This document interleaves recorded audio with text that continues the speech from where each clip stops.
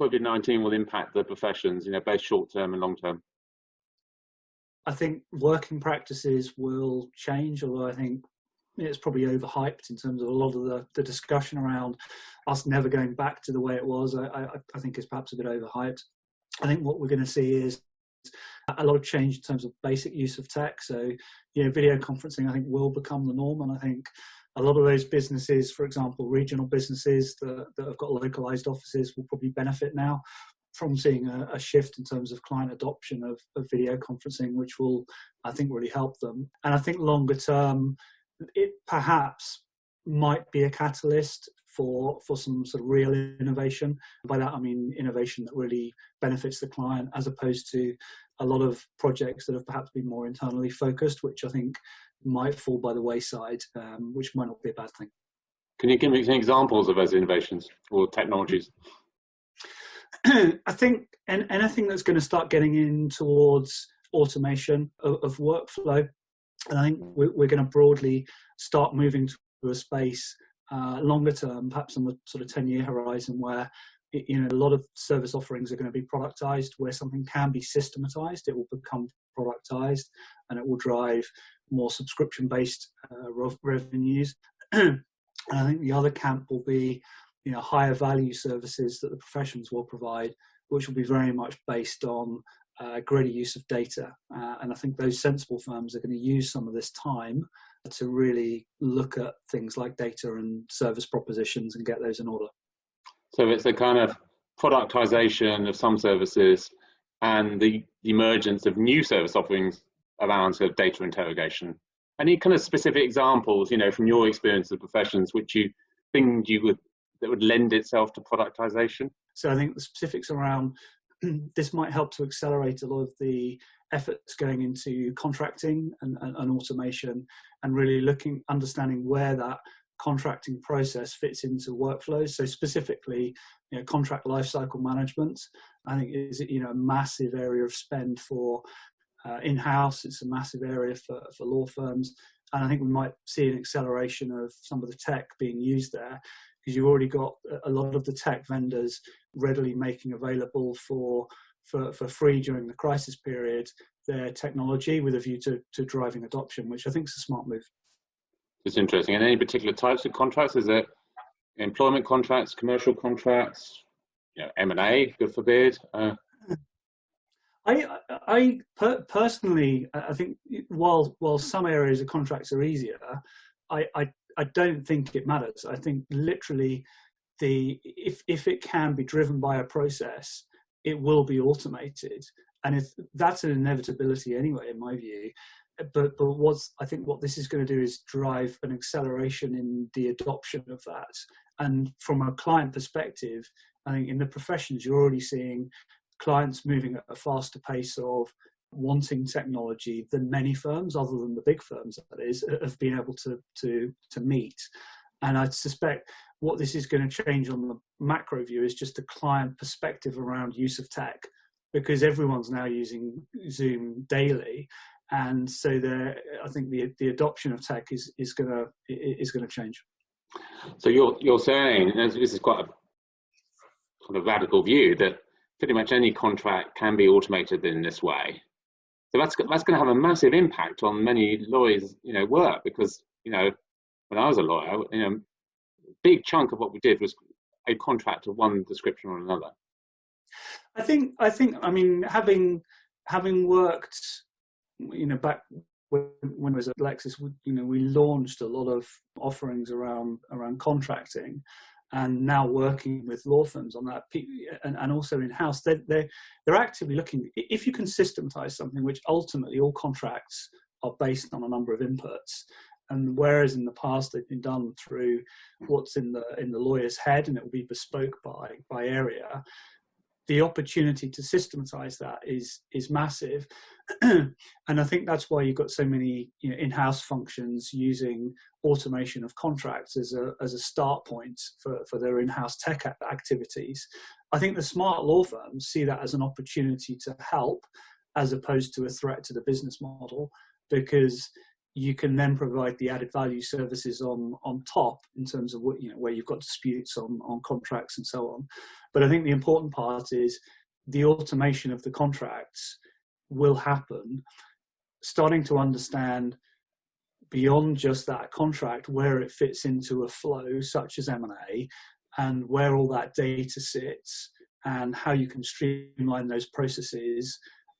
Because it will be the next big area. So automation of contracts and contract lifecycle leads into a broader view of how do you make the workflow more efficient. So what's the role of the lawyer in all of the law firm in all of this? Can you visualize a picture where, clients are, just self-serving and there's no role for law firms?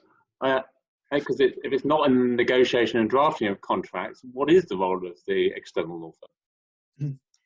So I think that's quite a good question, in the sense that look at the increases of the in-house lawyer population, and that's pre-crisis was projected to grow to, I think, about a third of all lawyers being in-house within, I think it was like a 5-year horizon. I forget the Law Society study. So there's already been that trend of in-house taking more in.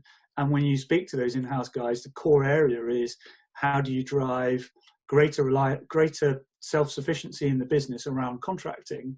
And what does that really look like? It looks like, how do you help people on the front line contract through things like Salesforce? So already, I think the supply chain of law firm to in-house to business consumer is changing, and you're trying to push that down the line to the end business user. But I think basically you're disintermediating, and it's the salesperson who is building their own contracts, not even the in-house lawyer. I think so. I think so, because I think a lot of in-house functions are looking at how do you cope with increasing volume of regulation and the impact that has on contracting, and the reality that many commercial relationships are entered into without contracts. So I think inevitably they've got to fix that problem.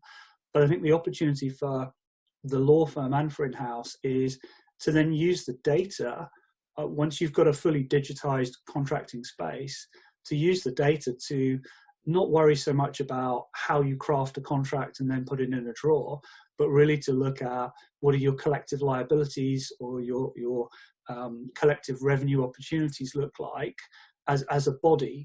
And I think the opportunity for law firms is then to provide higher value services for accountants as well, to really look beyond the delivery of whether it's a set of accounts or whether it's a contract, and actually start to get into helping them solve real business problems. I mean, I think if you perhaps take an accounting example, if you think about accounting and the process of accounting, the process of audits, an audit is very much an after the event activity that firms have to pay for, but don't necessarily derive a great deal of value other than that assurance focus. If you pull all of that upstream through digitization of accounts, which is obviously happening right now, then you can start to see real time where spend is occurring, and you can compare that against benchmarks, and you can then be able to, as an accountant, go back to your client and say, hey, do you realize we could renegotiate this loan for you, we can help you restructure XYZ.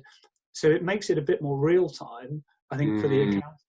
But it requires, as you say, a different set of skill sets around things like data analytics and the smart use of technology to help the client. So it takes us well beyond the skill sets. But personally, I think accounting businesses over a 10-year horizon will start to look quite a bit like technology businesses. Yeah, and it's around audit. What about tax and forensic and other practice areas? Much the same. I mean, you've got a process of digitization going on. When you look at tax and making tax digital and the effect that's having on the profession, but then the opportunities that's driving. I mean, you could take a lot of clients, I suspect, in the tax world who really wouldn't understand capital allowances and the benefits that can give them. Once you've got a pooled data set, you can then really start to say, right, based on that data, here are the tax benefits that you can get from that. So it really does, whether you're an accountant or a lawyer, getting your data in some sort of structure that you can interrogate and then act on for the clients is going to be what really changes the professions over the next 10 years. Who's going to be the winners and losers in all of this? I think the larger firms will continue to do well. The alternative firms, the alternative law firms, which aren't really that alternative given they've been around for 20 years or so, but people still refer to it in that way. I think they'll do well because they successfully blend the service element with technology and with an understanding of data at the heart. I think it's going to be more the mid-tier and the lower tier that are going to suffer. And I think those that don't rapidly adopt technology and really look at their proposition will be most challenged. So I think, for example, if you took accounting, if you take the very smallest organizations and you look at the effect of Xero and various other technologies, that will have an impact unless organizations focused on the small end really work out how to transform their service propositions so that they can combine technology and added value services on top. So I think it's basically those that don't work out how to embrace tech and provide added value service on top will be impacted. And I think, unfortunately, those focused on servicing small firms, small organizations rather, will be impacted just by the probability of the number of businesses that will go out of business.